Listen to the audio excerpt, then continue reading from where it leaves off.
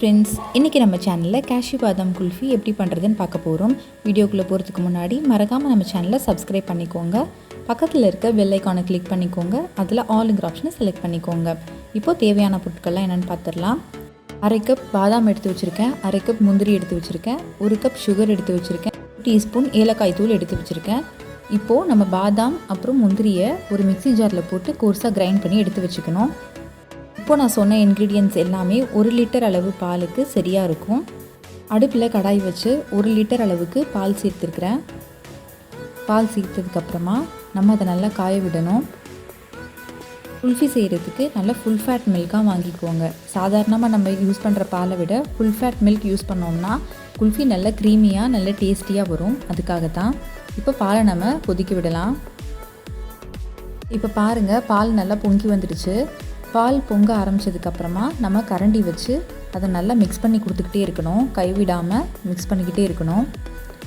கடாயோட சைடில் பார்த்திங்கன்னா தெரியும், பாலாடையெல்லாம் வந்து சேரும். அது எல்லாத்தையும் நம்ம எடுத்துக்கிட்டு மிக்ஸ் பண்ணி விடணும்.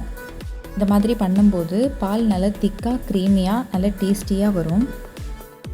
இந்த பால் நல்லா சுண்டி வரத்துக்கு பால் காஞ்சதுக்கப்புறம் ஒரு 15லேருந்து 20 நிமிஷம் வரைக்கும் ஆகும்.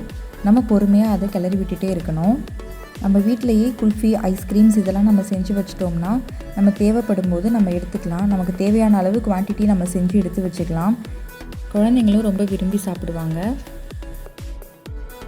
இப்போது பால் ஓரளவுக்கு நல்லா திக்காக வந்துடுச்சு. இந்த ஸ்டேஜில் 1 ஸ்பூன் ஏலக்காய் தூள் எடுத்து வச்சுருந்தோம் இல்லையா, அதை நம்ம ஆட் பண்ணிக்கலாம். ஏலக்காய் தூள் ஆட் பண்ணிவிட்டு நல்லா ஒரு தடவை மிக்ஸ் பண்ணி விட்டுக்கோங்க. ஏலக்காய் தூள் குல்ஃபிக்கு நல்ல ஒரு ஸ்மெல் கொடுக்கும். இப்போது நல்லா நம்ம மிக்ஸ் பண்ணி விட்டாச்சு. இந்த ஸ்டேஜில் நம்ம க்ரஷ் பண்ணி வச்சுருக்கிற நட்ஸை சேர்த்துக்கலாம். சேர்த்துட்டு நல்லா கைவிடாமல் கிளறி விட்டுக்கோங்க. நம்ம சேர்க்குற நட்ஸ் வந்து நம்ம விருப்பத்துக்கு ஏற்ற மாதிரி நம்ம ஆட் பண்ணிக்கலாம். பிஸ்தா அப்புறம் வால்நட்ஸ் எதுவாக இருந்தாலுமே சரி, இந்த மாதிரி க்ரஷ் பண்ணி போட்டிங்கன்னா நம்ம ஒரு பைட் எடுக்கும் போதும் அதோட ஃப்ளேவர் வந்து ரொம்ப நல்லாயிருக்கும் குல்ஃபியில். இப்போது நம்ம நட்ஸ் சேர்த்துட்டு ஒரு 2லேருந்து 3 நிமிஷம் வரைக்கும் நல்லா கலந்து விட்டாச்சு. இப்போ இந்த ஸ்டேஜில் நம்ம சுகர் ஆட் பண்ணிக்கலாம். நான் 1 கப் சுகர் எடுத்து வச்சுருந்தேன். அதில் 3/4 கப் சுகர் நான் ஆட் பண்ணிக்கிறேன். ஸ்வீட்னஸ் நமக்கு எந்த அளவுக்கு தேவையோ அந்த அளவுக்கு நம்ம சுகர் லெவலை அட்ஜஸ்ட் பண்ணிக்கலாம். நம்ம ஃபுல் ஃபேட் மில்க் யூஸ் பண்ணியிருக்கோம். பாருங்கள், சைடில் நிறைய ஆடை வந்து சேர்ந்து வந்துச்சு. நம்ம எல்லாத்தையும் எடுத்து மிக்ஸ் பண்ணி விட்டதுனால அதோட கன்சிஸ்டன்சி பார்த்திங்கன்னா தெரியும், நல்ல க்ரீமியாக வந்திருக்கு. இன்னும் ஒரு 5லேருந்து 6 நிமிஷம் வரைக்கும் நம்ம கைவிடாமல் கிளறிக்கலாம். இது இன்னும் கொஞ்சம் திக்காக வரணும். கண்டிப்பாக இந்த ரெசிபி எல்லோரும் வீட்டில் ட்ரை பண்ணி பாருங்கள். யார் யாருக்கெல்லாம் குல்ஃபி பிடிக்கும்னு கமெண்ட்ஸில் சொல்லுங்கள்.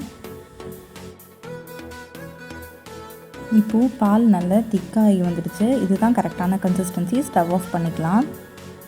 இப்போ பாருங்கள், பால் நல்லா திக்காக க்ரீமியாக வந்திருக்கு. இதுதான் சரியான கன்சிஸ்டன்சி. இந்த மாதிரி வந்ததுக்கப்புறமா நம்ம குல்ஃபி மோல்டில் இந்த பாலை சேர்த்துக்கலாம். இப்போது நான் எல்லாத்தையும் வாஷ் பண்ணி எடுத்து வச்சுருக்கேன். இதில் நம்ம அந்த பாலை சேர்த்துக்கலாம்.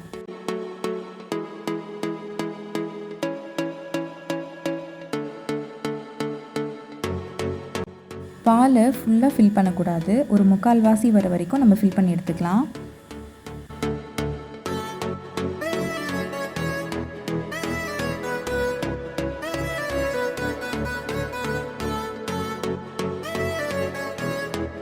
இப்போது நம்ம எல்லாத்தையுமே ஃபில் பண்ணிட்டோம். இப்போ க்ளோஸ் பண்ணிவிட்டு இது ஒரு 6 ஹவர்ஸ்க்கு நம்ம ரெஃப்ரிஜிரேட் பண்ண போகிறோம்.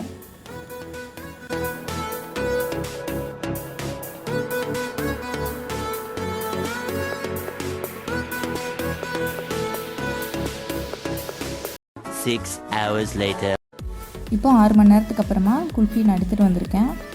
பாருங்கள், நல்லா செட் ஆகி வந்திருக்கு. கண்டிப்பாக நீங்களும் இந்த ரெசிபி வீட்டில் ட்ரை பண்ணி பார்த்துட்டு எப்படி இருந்துச்சுன்னு சொல்லுங்கள்.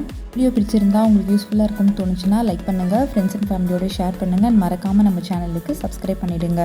மீண்டும் அடுத்த வீடியோவில் உங்கள் எல்லாரையும் வந்து சந்திக்கிறேன். அது வரைக்கும் பை பை, டேக் கேர்.